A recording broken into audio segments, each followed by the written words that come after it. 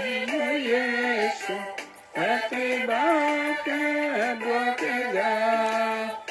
ikirandenge wekunwe, wate baka doke ga. Dembe Yesu, wate baka doke ga,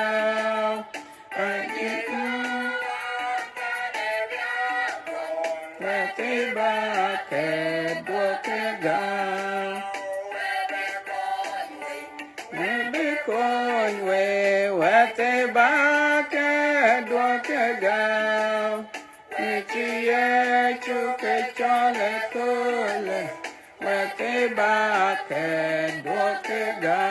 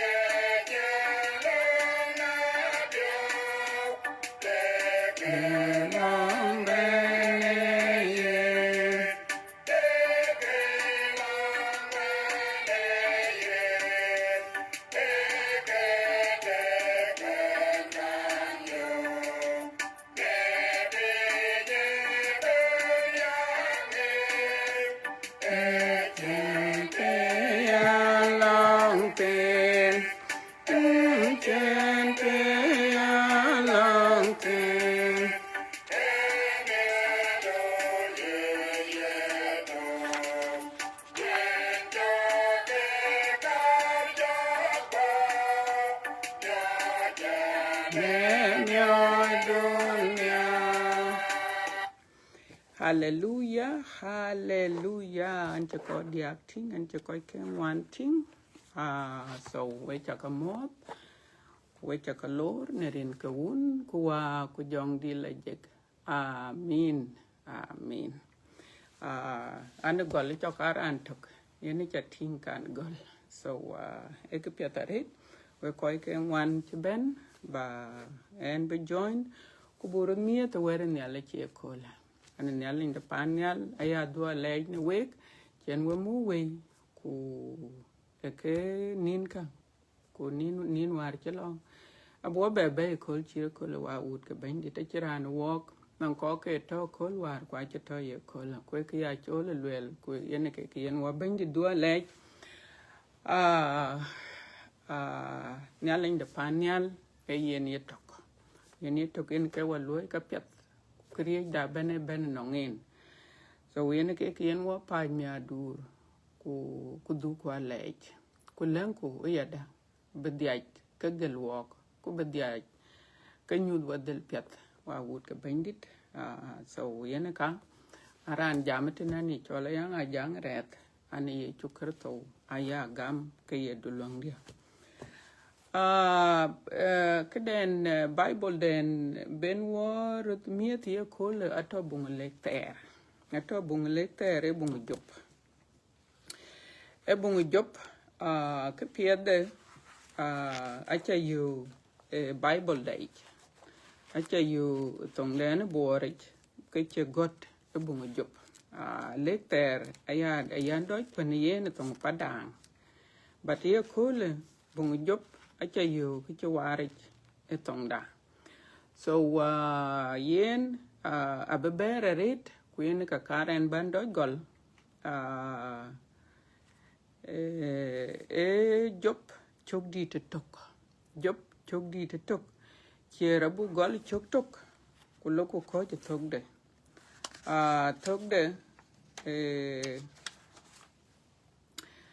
Tok de echuk, let's see, echuk terokoro. La wawut ka bandit. Kaya na korba kwene ban, chan piat tiada, be Bible, be ngebra la miet, miet de. Wache tong jeng che ware che lekter a chui dojo. So kul chane yo kulan che pionier. So yen an bi chit a Bible date ku bulong ku bu weda bu jalping. Tena chol math so ambra chor math again ebung job chok di te tok kule tok etero kro. Alwel Bible alwel rane to pinde as ran chol job kuye ran la chap kule jek kuye ran riu nelich ku men rej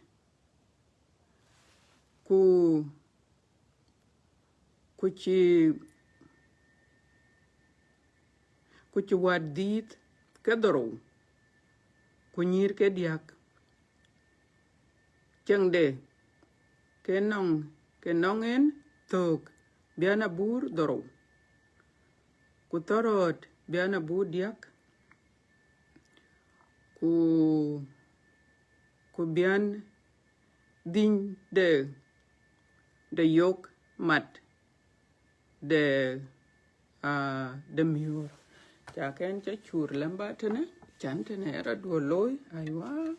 ku ka begera red male chan begera red lakini ni ka bandai pet alwela kunon ko juich ke cheng ago yerane ya dit de koy ke pin ke koy ke pin kien ke dia go wet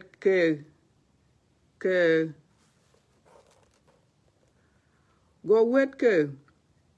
miedit ya loy go wet ke miedit ya loy ne oken ngek ne kulde ne cake kuyike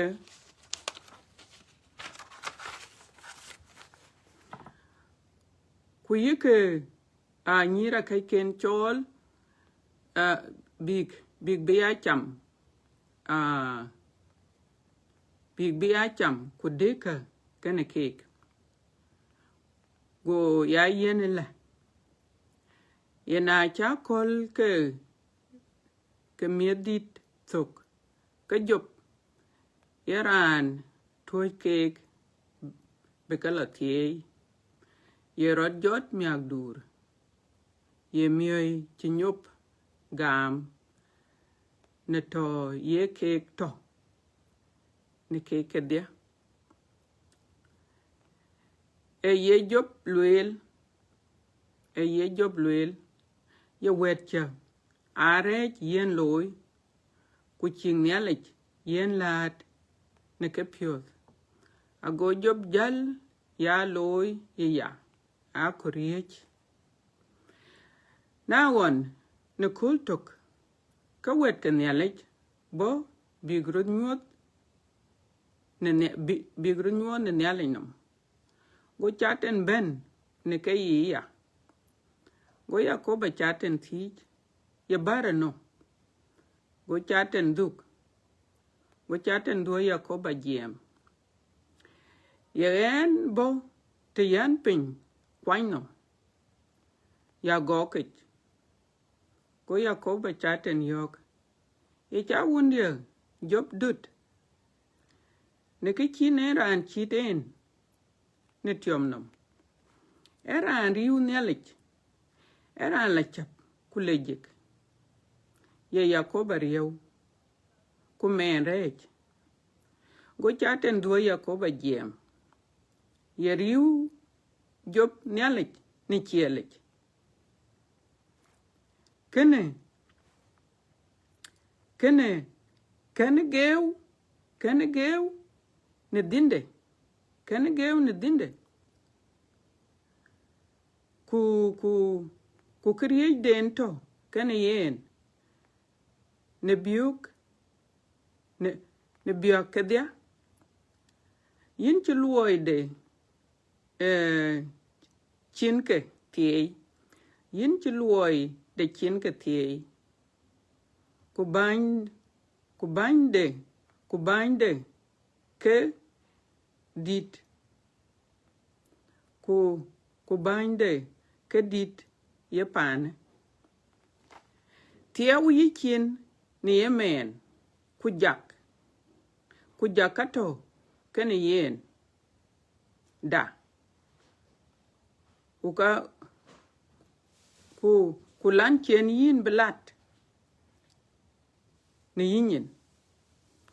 go yakoba chaten yok yangem kan kabya kato kene yen ato ni riel du yich gobde yetok yene dugjak ago chaten jal ni yakoba nam wane kultuk ka wetke ku nyirke ka ke chiem ku deka piu ka biai wonde mane di den go du tuj ben enang jop giem ye miur ye miur ake pur ku miur ake pur ku nyet aka chai ne kelom ene ke che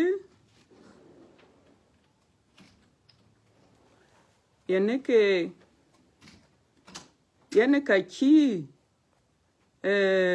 tabai ke wik ku peke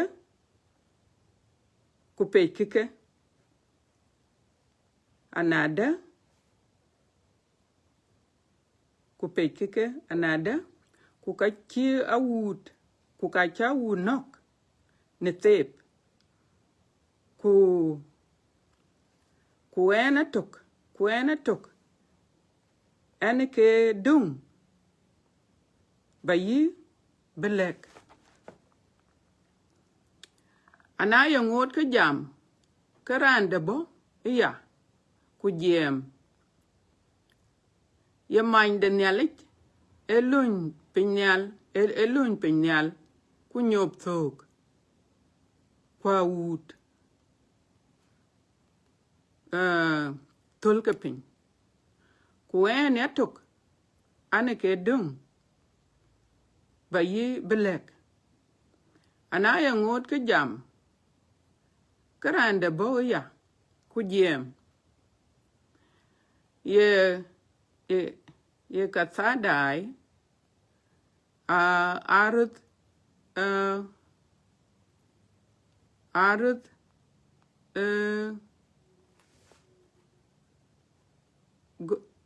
let's see ye kathadai arut ngut ne diak ku wike torot peke kek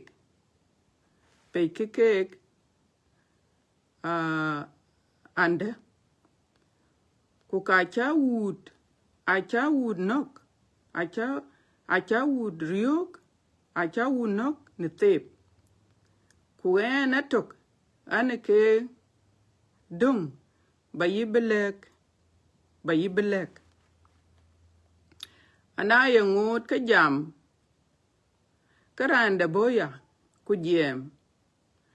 ye wet ku kene nyir ku ake chiem ku deka piu ka biai un de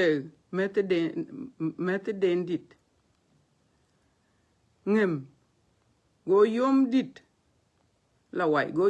lawai ben ror ku thur ngep ka hut ke piny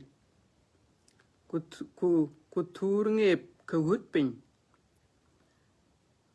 go goroti mat akato kuena tok ane ke dong ba yibele go job rajot kureta let alande ne ko kumut yenum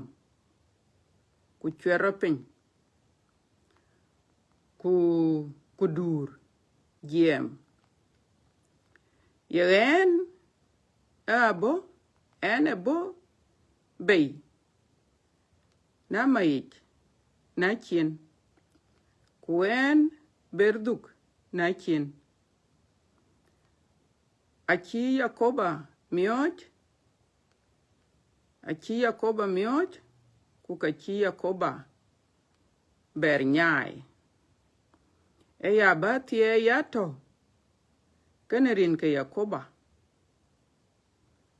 gojop rej chugloi ne keka kekedia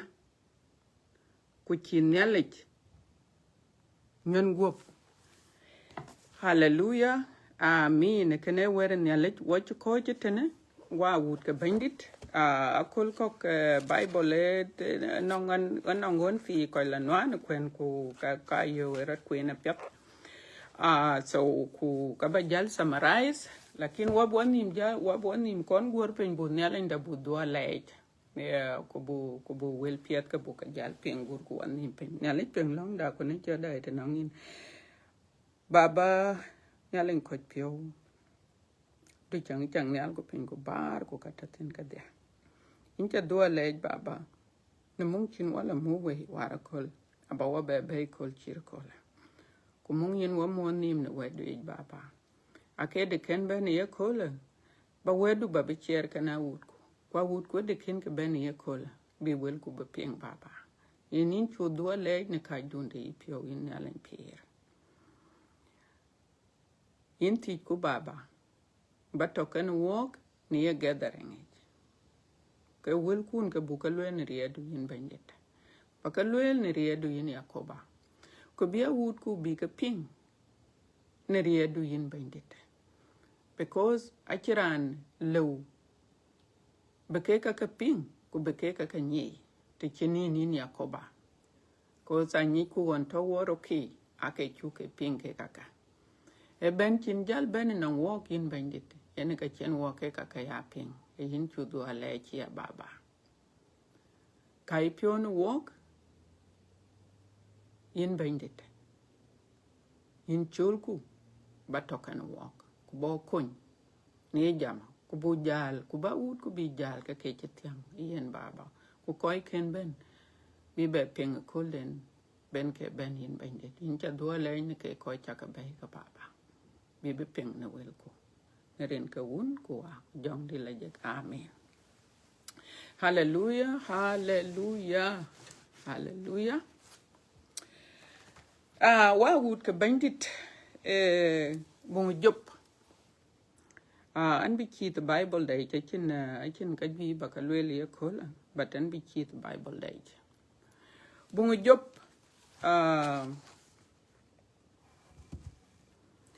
e bungu wala ka ju jaret bungu job e wa jaret wo ko to pin amatene ake bung ko e bung rerejitor ku kanong ka jwich ku ke tew knowledge a bible for a reason e tew a chane non ke tew enen e bung e kresano ya e ka jaret e bung ko chgam anong e guom e bung a ben waping guom chene yene kresano yen ke gum ku ke bung gam ya e bung de gam kresano che gam e bung gam ku jela purpose jong raj yongu ye jong raj yongu ye kor yen ke kaka yen ka luo job ku ka bu ke pieng ba choya bunga ato chaten choktin ku nyale chia to kene kam yi chaten ku nyale Quran so we bungre de chitor kene ku ka pet lang nyale nda panyal wala keden kor bunyi tini ye kola ku bunga bung bar abar red bung job chuk anong che bo ke tediak wala chinge ge terwan en cheno mar chirke tediak ko ber but I'm not sure I can't think ne bung bar red ku samare de ye chuk chu kwene tena ku jela ka ti ba ka jatin era ni chol job ku job alwele yerane to pan ye chol as ku yen pane ebelwel ku lele ye long Iraq achan kaken yale che bene ake gorot Middle East te chi pinom achi ya chol Middle East achi dururi nyale de pan yale chol Middle East bateto to yi Iraq tine kene yi bay chi larab ke brum ka so kayen rane achu pingane alwela ke rane ne le riu rane riu ne le cheret ku ke man bre loy ku ke ye lui ka pet ye lui ka pet are ka chi ne le de pan ne le ke belwela kana wundien ne aren so akar ba do penyetene te lu bananga yo alwela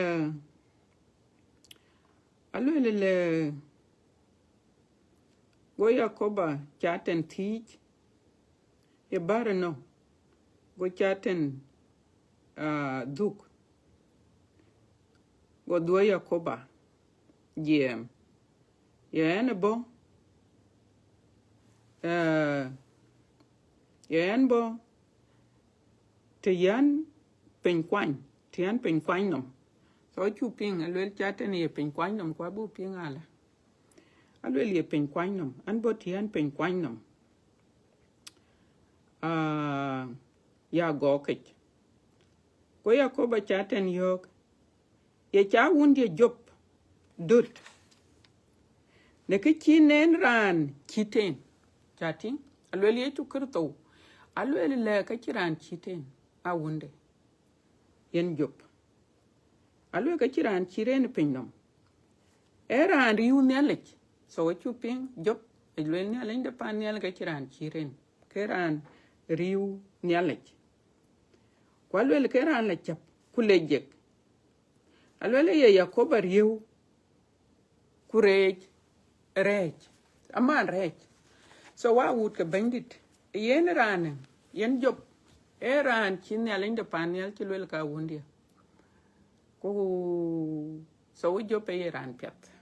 anon koy to tene pinom ke koy ke ne le ku kai koy pet kwa riu ne le ku kai yen ne alin de pan ne ala ye ke chola wunde so utene ci jalwel le o ke yen lwela wet ke ne le jal ben ku a ben angay ben tramar ya ku jel jong ra jel ben ken ke jong ra ke ben ya on ne alin de pan ne go jong ra ti lwel le yin tono alwel barano go lwela an pin no maya chat an la ne al ku lar pin so pen kwa pet alwel an la ne al ku lar pin no mutna ye chat on ne alin de pan ne go jalo ku lwela cha wundi job chating no ajel alwel chadot so kayen tene ci jalwel ku jelwel go chaten go lwela achini alin de panel ci jalwe ku lwela ka wundi ne aren ku ka wundi riwen go lwela ke ka yin alwel job ka ci riwa bach alwel ke chinen yen mal so wachu pengen ya biana bur wok biana bur ku tok biana bur ku alwe achin ke liu kan yu kumith nong nam wat ke doro ku nyir ke ber I think so yen achin alin de panyal achi yen kriye ben chin ke liu kan job nong nam family piede ku ke mit ken ke ya ache ke pio chi ya de wer ne le ana ye ke wet ken ka lo la kol ko kai lo ku le ke ngadi loy le ke ka ke koi loy ne le so we family to ke family piat ken ya ne le but the ten ka chen chaten e be ben ku le e job ye yo ri wi na ba ka chi ri wa ba wa wut ke bandit abu ke pin ka ko be la du tinala we ka chi ri wa ba ye le ke chine ye na malite alwe ku ka chakum alwe ka chakum so manatu aye protect yene ke yenin riu kon yalen de pa ye le na jot ke ka ke mane nang job alwe ka chin ber ba ngade alwe ka bilar kan ke kato kam yi jok kon yale ku men ran o go ne alin de panel jalwe ko le la go na yene te de kane ke yin lor lo nyai ke ka ken nang job akin du ni jak o wa wut ka bandit yene ka chen jal be ben ne ke ko ne ya ka ping yene nge ben ko le la kri ju ben ria ka ne ke de ngotak a chen ngadi to ke ku torot ke ku ngo ko ka pe ku ko ka a ngadi a kadang anong a cha ka be queen but ato ten ne ke ka ne cha ka lwel ka ku yene ya de a gutche lwe ko ka no wa lwe ko ka ke jor ku mit ka lwe ka ke loy ka ke koi pan man dendit lwe go yom di la wai go ben bi ku dongut mende gut ya ku merkani lwe go ko to ka dia so ke ka a bo ke le ka yen ngeben ku bonge go job alwela go job go na mut ku le ku nyuti ngete ya ku dor ne le ku le la ene bo achen ene bo pin no mate na achen kwan be du ka achen mene ngai le ka chin ki to kana eno bayan a chin ne le ka jor yen ke yin ka en ku yen ke ka jor ku le ne le yen ke mi ku yen ke jot ku le ku tierin kan ne le so yen job a chin ke le jok be loy a ken be loy a u ka bandit wa be jalo bible le ku yen ke samare bung job atia kan wo karet tia kan wo karet especially wo karsanoy e bung re de chitor ku e bung nang igum ku e bung nang eret ku ke bung yene korgam e bung korgam adat ku ke ka ro loy nang karsanoy ku yenga ka loy ne a chukin manade ke jongraj e jongraj yene ke ka loy ku jongraj e wok ke yen ke ka loy akor be wok ke ken ne alek akor be yin ku en akor be wok ke ken ne alek ku yong yen kor be wok ke ken ne alek a chan yen a chukur yin ku en bu nang pir pet a chukur bu nang pir pet na chi ting ke ran chi ne alek de chagam ku ke ne alek de ye dor ku ke ne alek de ye rieu ku ke rej aye man ke yene ke na chi kor jong raj a chi kor aye lwel aye le nyalik mana de ke koika a chi yin ni arabach anong reason nier ke yin ku ka nye yin ye kol wa wut ke bandit ku ko dai ka koi ko walk a chin ka to ke ku ka ni nyalik so it is not cái chỉ dòng rai luyện mà nà để cái nhà lấy cho yêu cái nhà rồi cha này quá yên cái piệt cụ cái quá gel emal đen chỉ yên quá cái yên quá gel cái dòng rai ai chơi jam yết quá vụt cái bánh đít gom trên job gom gom bi yen dòng rai because cái cor job ai wey cái job cái cả cor cái wey cái job cái cả cor cái jal ting da cái gag đi chứ nào allo ay cái job chứ tàu age to biana bur quên cái chok gok kutorot kwa kachai agut chumit ke kuyongu yena loya akora wey cái job ka cor be ka mor so agut ke bandit wo kor bo nyin ti kola achu ben nong nyalit ka kor bo nyin ti jong rai cha nong ko ye ka kor ret kor ben ka we ken mor ku ke gamadut yen ka bo kun ku ke ta ben wa ya to ken nyalit bu ya to ken nyalit ta to ka ben yen ka bo kun achan kara chai ben wo ga pin no metena kara chai ben nong wo kuman jam wo ke ta ran ga ka gum ye ta because jong rai to kor bra page a kor bra page chan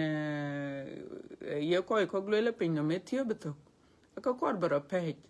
a kor be ko ka kor be ka nyanyin ku ka kor be ka lar ma nya ber yongu kana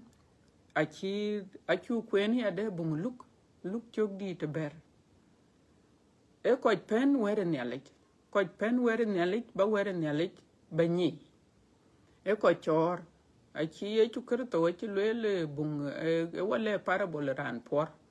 ko le ran por go kot ko go ko lon char ke kot ka alwela ka kenbe ngadi a kenbe pir go be kwany dier ko kod yongu yene were nyalit go jaldi ay ka were chi yene ye chu kar to lwel ke yene jok jor nongin alwel ka chi kor ba were nyalinyi achan bi loka wa wut ka bandit so wo ka chin ke di ku kor jong ra che ko ka chin ke yo ku kor a chin ke yin jong ra wok chi ye chu kar to chi le wok kwen ke chu de ke tin ku ya de bung job pe chetene job yen ka kor be gam de job yen ka kor be yok ku yen ke chok don ye kola ka ju cha no an wok ran gak to we dir ku kai the same families ku yang edir yang da bo non koi kok ku yang da bo non koi ke jok koi ke jok atoya because the bible le the ikalwele e bung the same book e bung ngadi e bung look chok di te ber achelwe ku le ran chom kot pia de chom akwe jala nin a on le pa ka kot dir ku kalwele ka chi ngadi gol pin achi ngadi rach wal rach achi gol pin o ka yen jal achi alwe ke bani ci belwele bu ka nyut bay go kadam go bany go lwel pelke ci ye ci kerto ci belwele tabane yen ke ye ci kerto alwele le ke ko ci ka choma alwele ke yin ko en o koy kan yalla ci ko ci yalla gam ke kay ko ci ka chom but alwele wal chứ coi bơ gol pin chứ coi cái nhà lấy bơ gol pin alwe le cái dòng ra cái chom cake cái coi cái dòng ra ai coi lùi cái dòng ra so wa would cái bandit yen cái ta topping nam coi cái jok ato ku dòng ra himself ku jela malai kai ra so walk water te pir kor ben jok ben war yok akor bi yin ku en riok kuran ba wakon e yini tok yin ka bokon I pio wel kulwel an du nang nyalit kuna cha du nang nyalit ka yen ka bigel yen nyalin pir because yen ke tot ne pinyo ida bala panyal wala bala manya ber ku yin achin ka kor manya ber choka yin ku tirot ku le kar bala manya ber ka an chila because chiran nyare ke bu ben nong ye chukarto wa wut ke bandit because anong ka bi het ken walk jal ting da ke ka chiro loy tene nong jop ka chiro loy tene nong jop na chiro loy nong hin kin loy ku kai ro loy nong kresanoi kin loy anong koi kok che kresanoi ai lui e ke che ben kani ayen ran jam ku le nyale chamanen yung yena lui ke kaka ku ka chu tom tingon pande ne jengon on yen murle ben ku chu family to ka ye chu wipe out ye chu nyai wat ke the tembe kana abetik abedonga tok ke chino mit so ke ka ato ke ko yini ya ka ku yeran ku nyale ka jam ku le nyale chamanen yung yen nyale cha lui kre yin la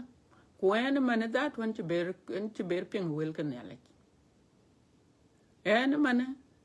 an be jal lui ka kanam dia ku jaran jel jemwe an ci ya tuom an ci nam koch an ci nam wut yung dien ber ba to ken ku jaran jel to en kay jal chole teke rande lo beto but a chene kon yale en ongin chen kon nyal inde panyal burier achan ke kaka en nyal ke yin ka wok dia ye ke mit ka ye ke gok ka ye ke wew ka ye bai ka ye ngu aka ke nyal ke ben chane chu ping ne nang jop le ne boy chin kwan bedu ka chin bate gamdu yen ka bi kon gamdu yen ka bi cha du panyal wa wut ke bende na yoku kresano tuma ne wo kresano ye kola ka ketema jich katem ko cha jicheret ku damen to watine edamen right ke damen kor ben wok ben gamda berier gamadut kwen ke chi job loy alwele go job alwe go nyale kondur aken nyale ta ken lar e ya opposite ke lwel jok alwele le ka bilar ku ka ka bilar but aken job aken beloy jan job non gamadat ku yen ke chok da ye kola ka wut ke bandit a chere che ben ku ci badal ci ben ko wadur nyale ku le ku nyale ke yine en kene ku na che jor ke ka chin kada nyale ke yine en ku yen ke be jor bata ni ku mana de ke job aken etema ken be peke ya a ci jok ka ci bit ya ke temaret bate bungro ken bungro wa wut ke bandit a ci bit ya ki yin bej kenenin a chan be job be pioriak ku ben ya le lar bata ken job aken beloy ken job aken beloy ku nyale nda panyal e job a ci bedo kriye de ben ko won ci jok ci jor alwela ka ci bedo job ku diada so nyi kumana de ka yen ya linda pan ya le ka yen wa ai ka ke kuna lwel be ka duo yin ka du ka yin ku chupyo be nger ku chupyo be la pak jan yen ke miyo yin ya linda pan ya ku kene e ke loirot a chan be jok be we ka mahar yin ke loy joken e be we ka job bi mahar ku yin ke kor jong ra che ko le ya kien ben yi chuk e be we ku be ka mor ku bi ke gwen ne ale a chan yen na nong tong ke ne ale che jong ra nong tong ke ne ale ku tong de ne a che la jor nong wok ku ne ale nda pan ne ale ne arin ku ka ne aren e de chi pin no me de chi riop ku le cho cha tok ba de chan yin akanda wara kol nong ko chi ben nong ne ale wara kol kwa nong ko chi ben nong ne ale che kol war kuna ne ale nda pan ne ale che pin tem ke ko ke e de ken ke ben nong ne ale so yu ku ne ale do ale e da man ye cher ke che gawo ke yen cher ke che gawo ku ne ale cha ken ben atit ko ke be ko ke ben nong en ku ke yin ku wen ku kai mit kwon ku mit ke mit kwon ke ka tit ke biduk ku bo yen pira ter jong right nyal in de panyal achi lwel bungu jop alwel yina kek wena wucha so yen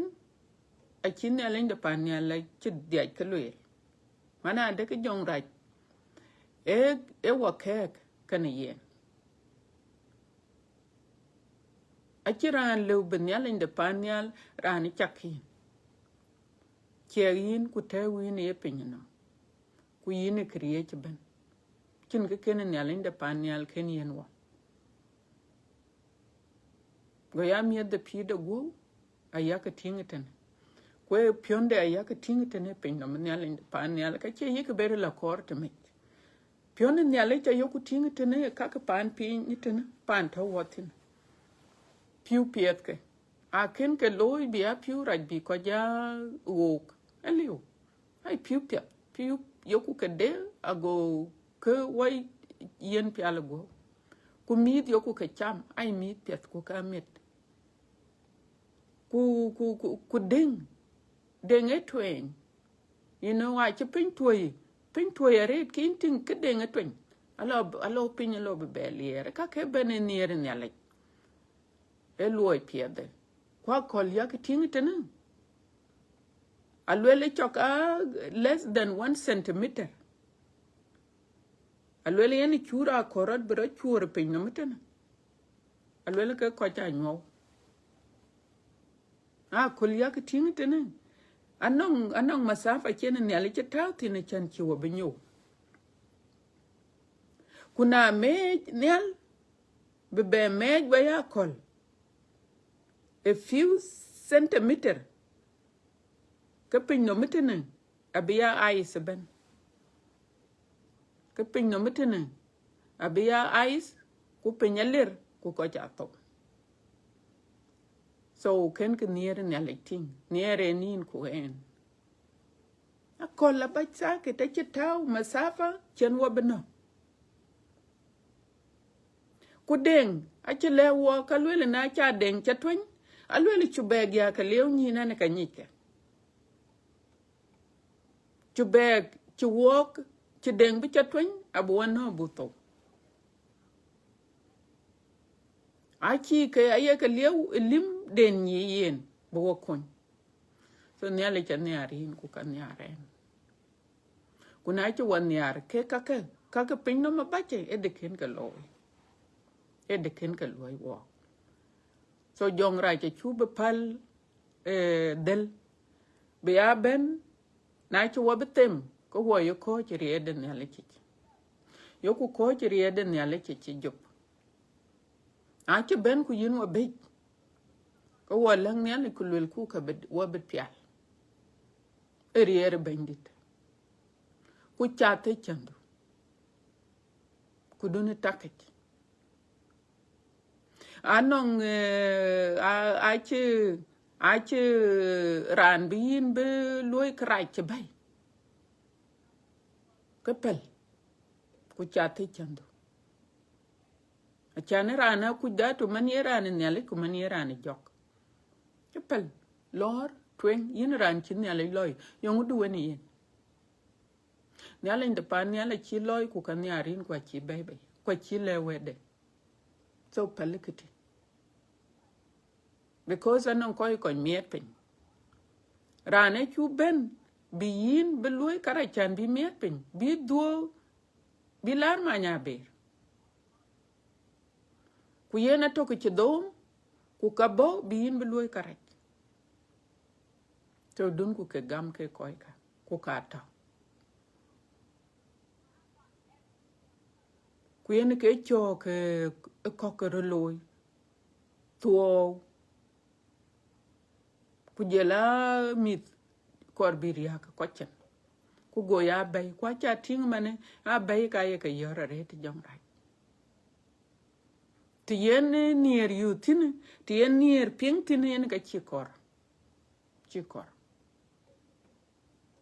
ban yal inde pan yal e nier ayo ku ping yal inde pan yal e nier wa wut ka bande ku ke nier kor bi nyaay e yen jok kun yal inde pan yal e dor ku ke kurbe dor nyaay e yen jok kuna yugran in the family ke kurbe be family rai tato ko ben ku chi dor ku chi nier ke rane eranon ko to kan yen ran to ke jamar kurane ache yen ben wok kake yaping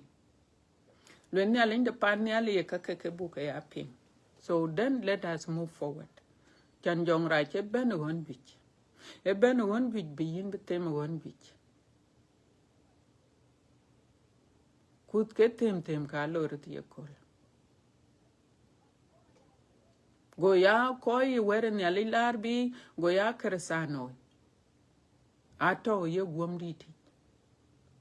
panda ya chati panda akolong non ka gi lorot ben ya le de pan ya le ci koy ke palwe job achin ki ci loyon e dai e ping won lui job ke karai ke go ping akin tong de akin to kwe but e dai be jok be gunyin be jok be gunyin mana de ke job wende a wunde ache karaj beloy kwen ke chok gon ye kol a ba jok ko wa be coach e gam date ba coach e gam adote ku bu jok bu yore ke den ye be kore e chan benin kwen bu war yok ku bu wa bebe en yale choke a chi belew chi yin kwen e chi wa belew wel bakalwel abin ka ya careful non ke chiro loy nongin ke yin ye wil ku ye ke ye ya careful wil ku achan wela yen ke ko jach ayen nyale ke ko jach ke wel ya ke ping ye ke tom lwel bi ye bache yen ke yen dik bu wel pet bu ka ya lwel bi bu wel pet bu ka ya lwel bi bu ka ya le wel ka tie a wut ke bande achan non jong ra che kur bu ko lew choko won bich a chi ken lew ten ka kod bi la lew chok ten a ken lew ten ka kod bi la lew chok ten en ke ki chlo jop ka ki jop a che kerio ka guti mit ka che no ko no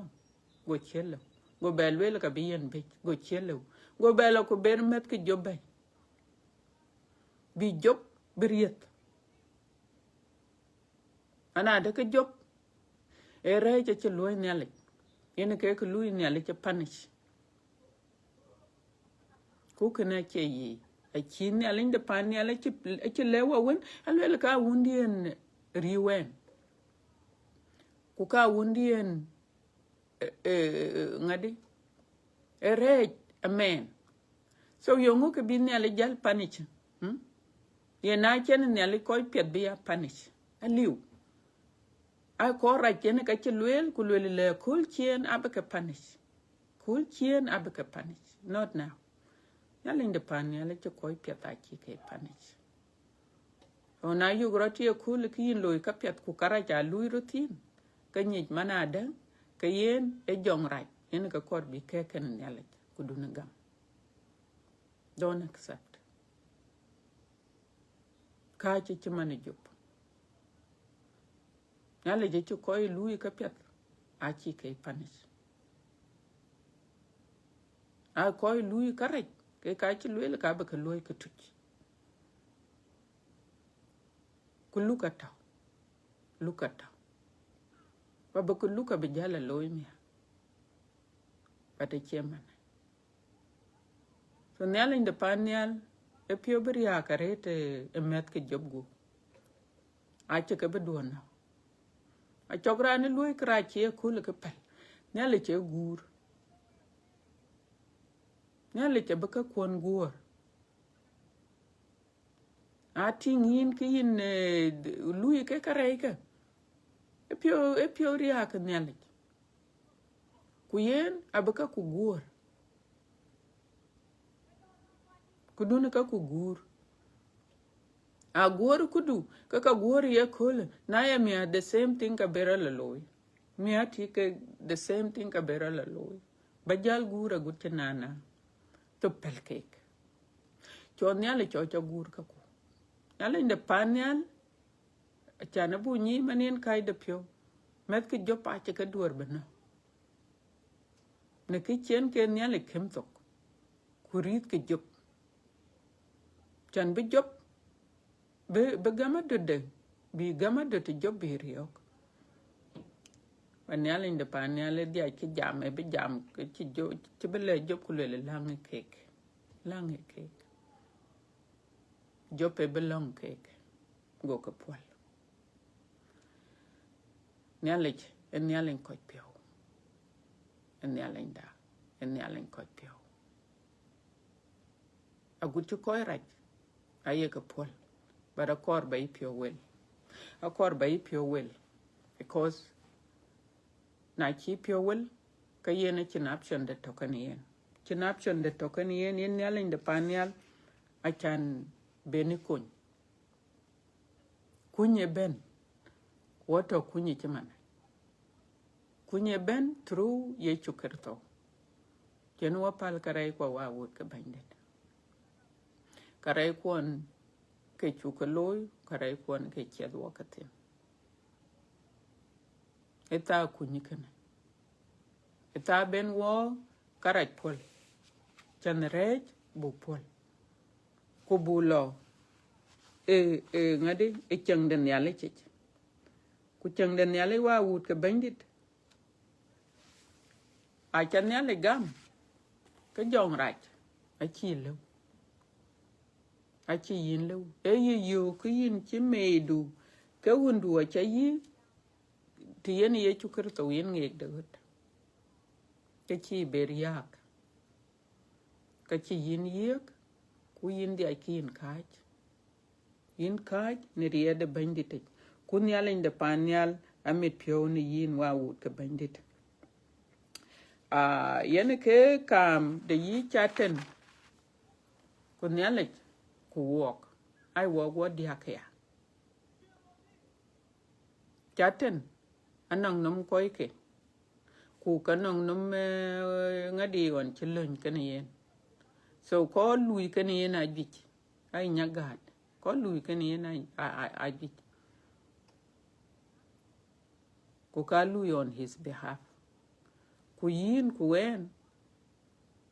nyale cha token walk Yesu Kristo token walk ku ke wa kun ku kato on our behalf na tamin man yina wuni nyale che ka nyich mana da kin to tamit ke ben ke kra che ben ye chant ye rej ke ben ke kra che ben ye nyi mana da ke yetem kuna chi chokatem kareche ku bu cher job lola job e ye rej em man rej job e man rej kwen ke chogdu achu ya mit ke nyale ke reche yo ku mane ye kol na pingran ka lupi lo ma ka lele nop chakor ayo gran ka lele balo ku kraj loy ka lele nop an chala chating ke kaka ene ke dele nyale and then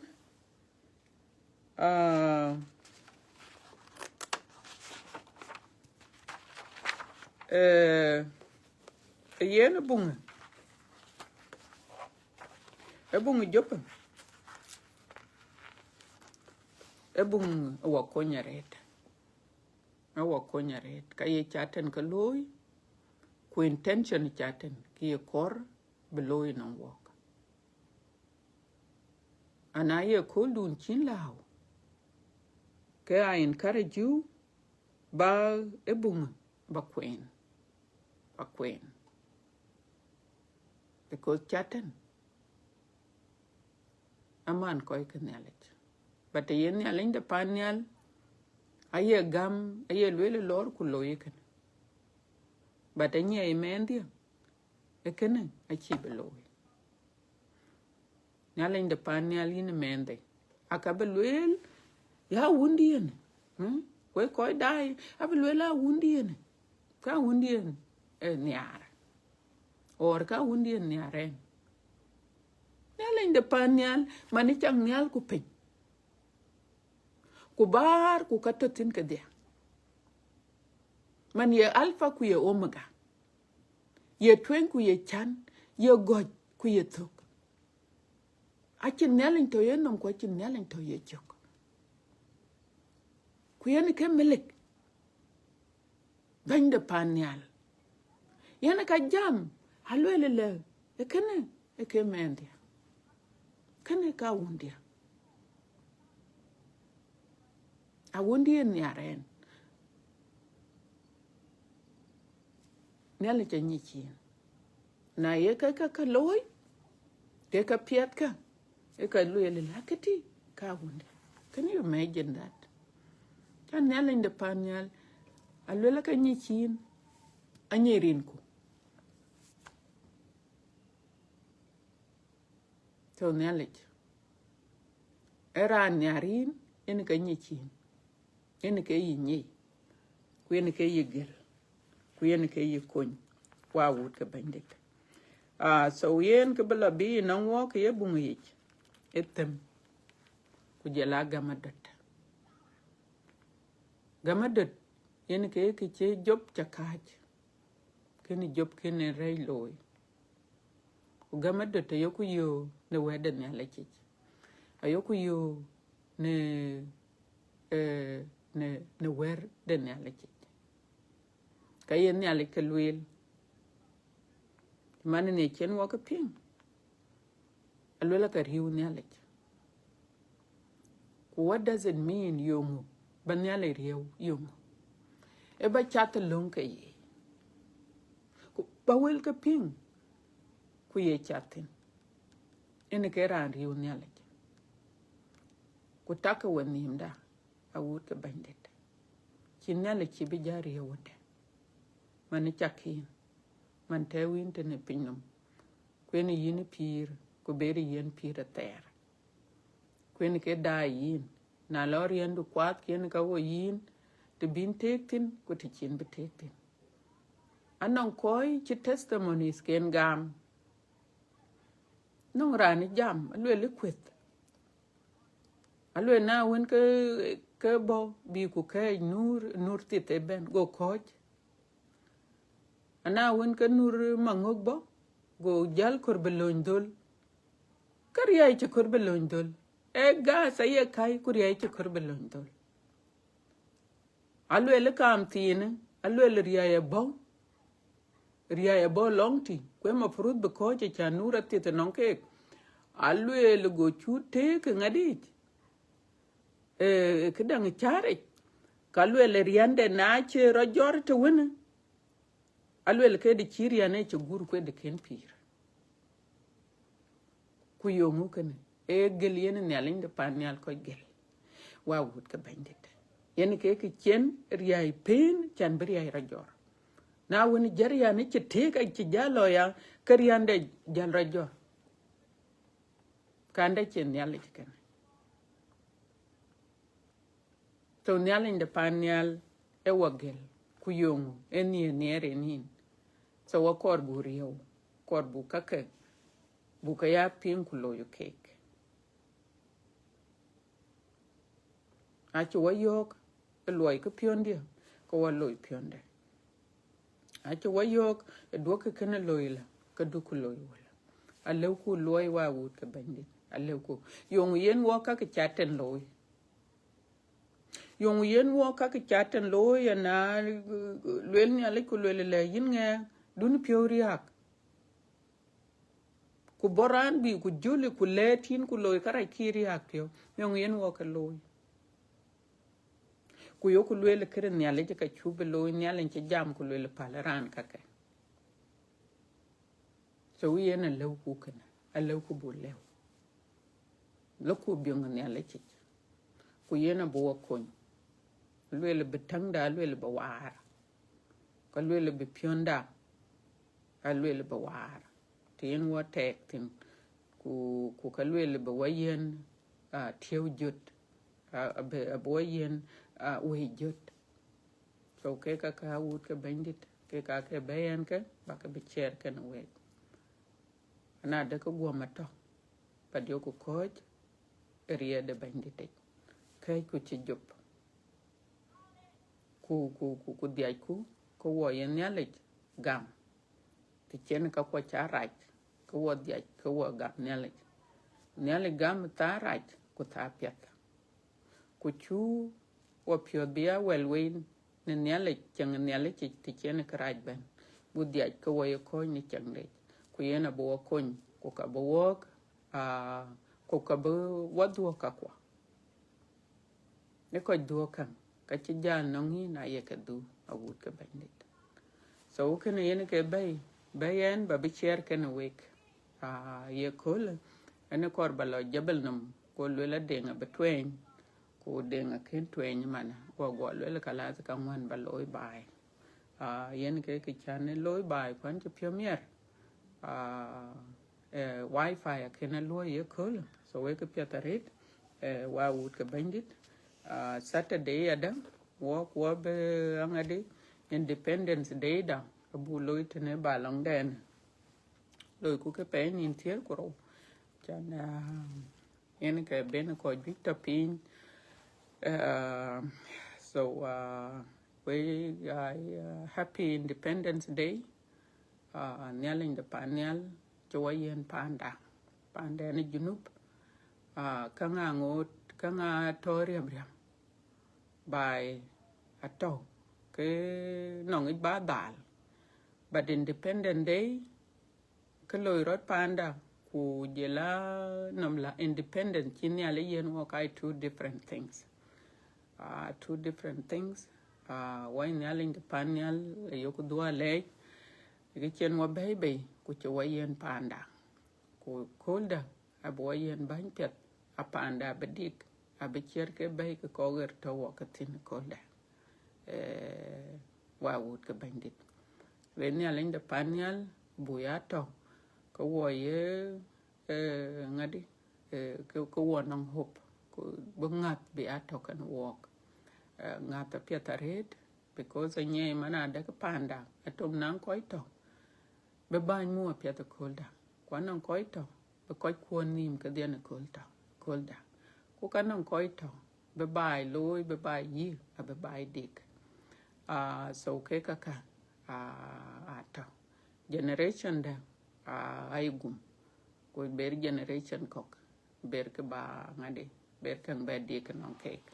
pan to wo tin chola America chi yin la wan 500 years ago chi yin la non ko ke to ke chi luiret lon re to ra chi loy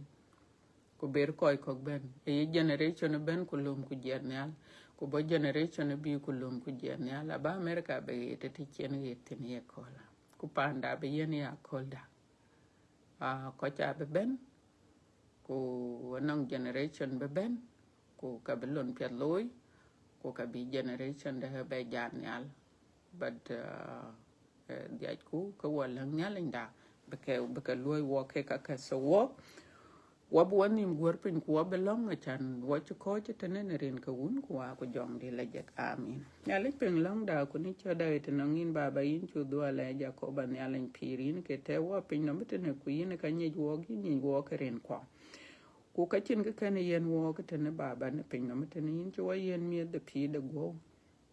aka chin ke wada pin no metene a chen ku ne mi de pi de go pi yo ku ke de ku ra yo ku ke cham kwa nyol yo ku cham ku ka yo ku ka chama ben baba yin ka wo ku yin ka to wo ko wo pir te ne pinom na ke liu ka ke di chiran to te ne pinom baba yin chu do le chi den ne mi de pi de we che yin wo kin ya ko ban ya len derem ya de pi de we yin wala wel ku wedu wa ken kon ko chi no men ran min de man adam ma gutche ko le ku wo ko generation da be ben ku yin be dia kin jamon ke ku kanyi ku en ya do ku ka dunde pio baba en inchu do le ne ka dundi pio ko ne do baba ko pali no pal ka aj inchu do le baba ne ko e ko chu wil ku ping ku ke ko ne delduj ti mani job na job ku chin e de chi week ku ke de ken e de chin ke chelew ku ke ka chi jok ka lo ye ne de ken ka lew en ben di din ti ku ye ko le ba ko baba ba wil ku ba ka chom wa pio ku bu ka nyi ku nang adat ku bu la jek cho wa cha la jek ya da baba yin ya len pir wa cha la jek wa pai wa la jek wa cha la jek lo wa la jek ne yin ya ko ba ne palin mo pal karai ko pal wo karai ko baba pal wo karai ko ban di dan ra langatena ku je la wu ku yin ya ko ba ya len pir pal wo karai ko baba ku cho wa cha ku cho wa cha la jek baba yin ya ko ba ya len pir ku wel ku chom ke ku wa ko piot agona ba jong rach ku wa ba ko ne ria du jin bandit wel ku amit chiran man ke ku loy du ya ko ba yen ke yen wa pir baba yen a loy wa ka ka baba ku wa ba ni liep ku wel ku abu ka ya lew na loy yen nin chuti ne rin ka un ku wa ku jong di la jek amen. Amen. Thank you so much. I would get bandit. We call it tote winner. We check a do a leg. Nyale can wake. Alang the nyaling the panyal. Bobe marni makul da kol chirikola. Thank you. Bye bye.